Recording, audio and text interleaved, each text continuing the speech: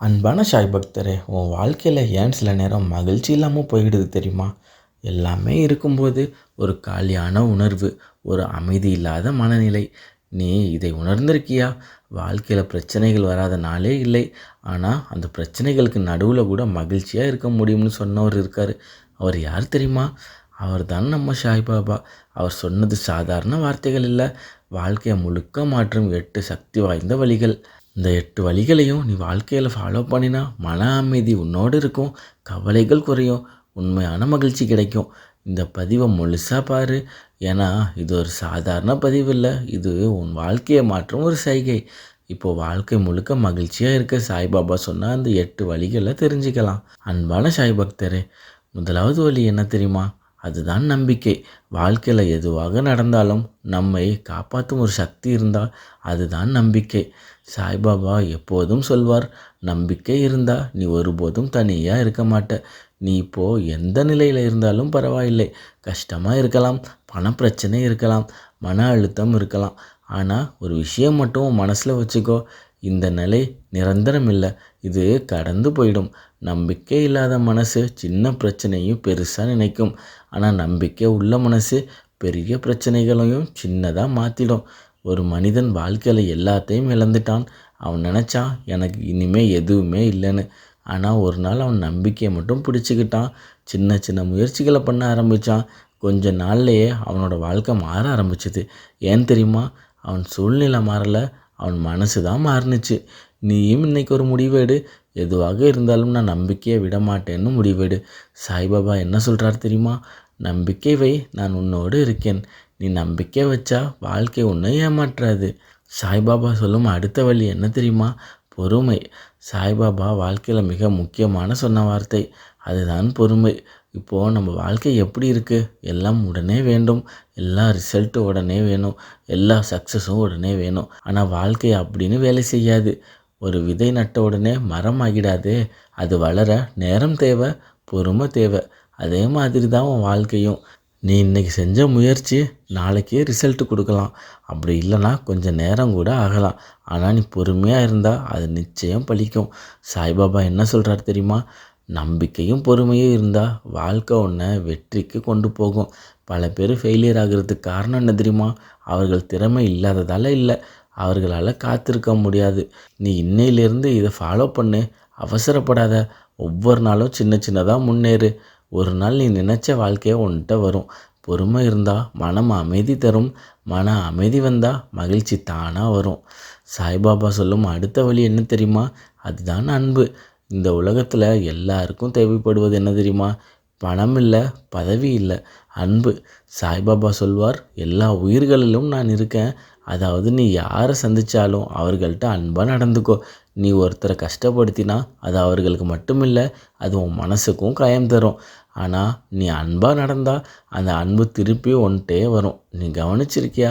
நீ யாருக்காவது உதவி பண்ணும்போது உனக்கு உள்ளே ஒரு சந்தோஷம் வரும். அதுதான் உண்மையான மகிழ்ச்சி. ஒரு நாள் ஒரு ஏழை மனிதனுக்கு யாரோ சின்ன உதவி பண்ணாங்க. அந்த உதவி பெருசாக இல்லை, ஆனால் அவன் மனசில் ஒரு பெரிய மகிழ்ச்சி ஆகிடுச்சு. ஏன் தெரியுமா? அதுதான் அன்போடு வந்தது. நீ இன்னையிலேருந்து இதை ட்ரை பண்ணு. யாரையும் வெறுக்காத, யாரையும் காயப்படுத்தாத, முடிஞ்ச அளவுக்கு உதவி பண்ணு. சாய்பாபா சொல்வார், அன்பு தான் எல்லாத்தையும் வெல்லும். அன்பு இருந்தால் மனசு லேசாக இருக்கும், மனசு லேசாக இருந்தால் வாழ்க்கை மகிழ்ச்சியாக இருக்கும். அன்பான சாய் பக்தரே, சாய்பாபா சொல்லும் 4வது வழி என்ன தெரியுமா? கவலையை விட்டு விடு.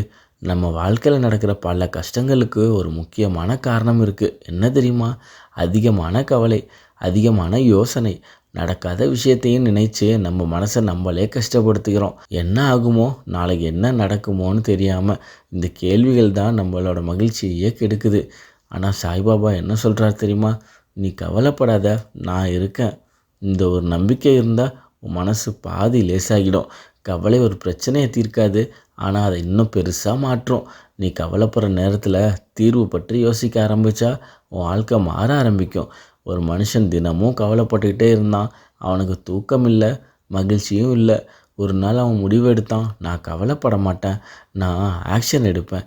அந்த ஒரு முடிவு அவனோட வாழ்க்கையே மாற செஞ்சிச்சு. நீ இன்னொரு முடிவை எடு. தேவையில்லாத கவலைகளை விட்டுடு. இப்போ என்ன செய்யலாம்னு மட்டும் நினச்சி செயல்படு. சாய்பாபா உன்னோடு இருக்கார்.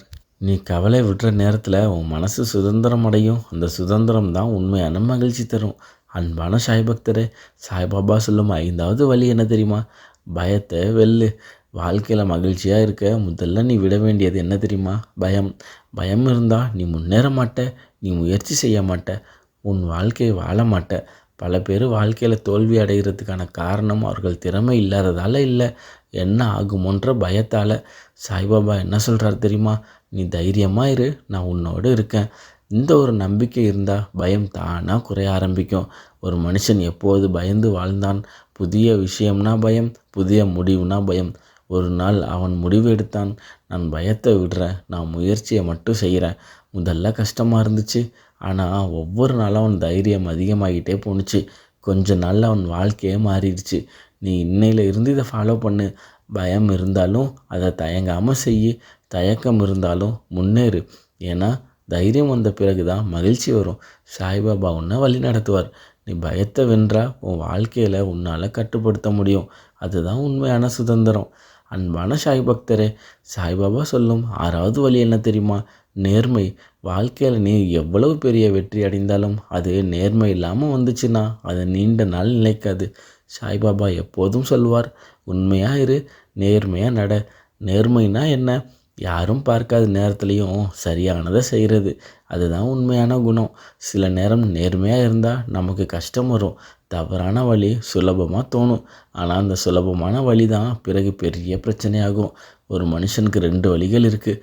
ஒரு வழி சீக்கிரமாக பணம் வருது, இன்னொரு வழி நேர்மையானது ஆனால் மெதுவாக வரும். அவன் 2வது வழியை தேர்வு செஞ்சான். முதல்ல அவன் கஷ்டப்பட்டான், ஆனால் கொஞ்ச நாள் அவன் வாழ்க்கை உறுதியாக நின்றுச்சு. ஏன் தெரியுமா? அது உண்மையிலேயே உருவானது. நீ இன்னைக்கு ஒரு முடிவெடு, எந்த நிலை வந்தாலும் நான் நேர்மையை விட மாட்டேன்னு. சாய்பாபா உன்னை காப்பாற்றுவார். நேர்மை இருந்தால் மனசு குற்ற உணர்ச்சி இல்லாமல் இருக்கும். அந்த அமைதி தான் உண்மையான மகிழ்ச்சி. அன்பான சாய் பக்தரே, சாய்பாபா சொல்லும் 7வது வழி என்ன தெரியுமா? மன அமைதி. நீ வெளியில் எவ்வளவு வெற்றி அடைந்தாலும் உள்ளே அமைதி இல்லைன்னா அந்த வெற்றிக்கு அர்த்தமே இருக்காது. இப்போ நம்ம வாழ்க்கை எப்படி இருக்குது?